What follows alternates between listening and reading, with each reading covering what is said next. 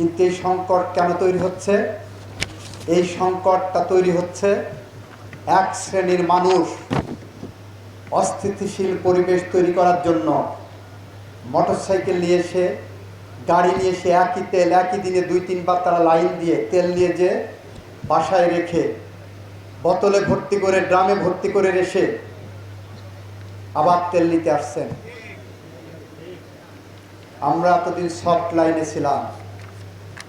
আমরা বলেছি 1974 সালের বিশেষ ক্ষমতা আইনে কালোবাজারি এবং মজুতদারির বিরুদ্ধে সেকশন 25-এর যে শাস্তির বিধান করা হয়েছে, প্রয়োজন বোধে সেই শাস্তি আমরা প্রয়োগ করব। তার সর্বোচ্চ শাস্তি মৃত্যুদণ্ড। আমরা সেই কারণে প্রশাসনকে বলছি, আপনারা কঠোর হন। আমরা আপনাদেরকে সাথে অতন্দ্র প্রহরীর মতো আমার সংগঠনের নেতাকর্মীরা থাকবেন।